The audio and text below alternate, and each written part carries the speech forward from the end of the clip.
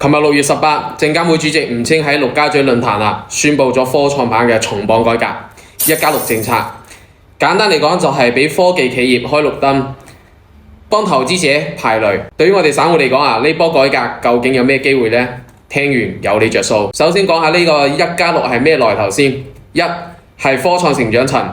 科創板新增一個科創成長層，專門用嚟服務嗰啲技術勁、研發投入高，但係暫時唔揾錢嘅科技企業，譬如話人工智能火箭發射呢啲公司，可能年年都係虧損嘅，但係前景好，而家都可以上市融資啦。不過呢一類嘅企業股票就會帶上 U 嘅標記，譬如某科技，然後一條槓 U， 提醒投資者風險。6係指6項配套措施，引入專業嘅機構把關，俾經驗豐富嘅投資機構提前入局，幫普通投資者篩選靠譜嘅企業。上市流程加速，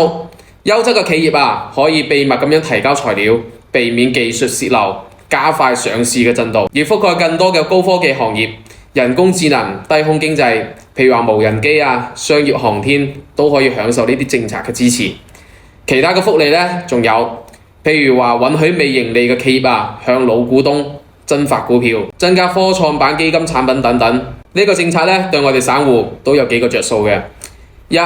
機會更多，以前只有生物醫藥企業能靠唔盈利上市，而家 AI 航天呢啲熱門嘅領域都可以食到呢波政策紅利。譬如話一間研發火箭嘅公司好可能就會成為下一個科創板嘅明星股。2，風險提示更加明確，大 U 嘅企業風險高，但係收益可能更加大。就算新丁入市都可以根據自己嘅承受能力嚟到選擇。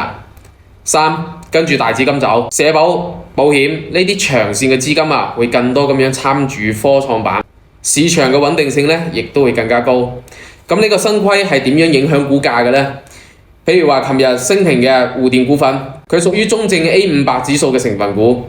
而科創板改革係直接帶動咗科技板塊嘅熱度，未來類似企業如果進入咗科創成長層會吸引更多嘅資金去關注。再譬如話之前嘅20間生物醫藥企業通過第5套標準上市，而家政策放寬咗之後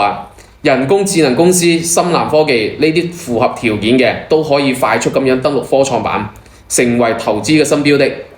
科創板嘅1+6改革本質係令到市場更加包容，投資更加透明。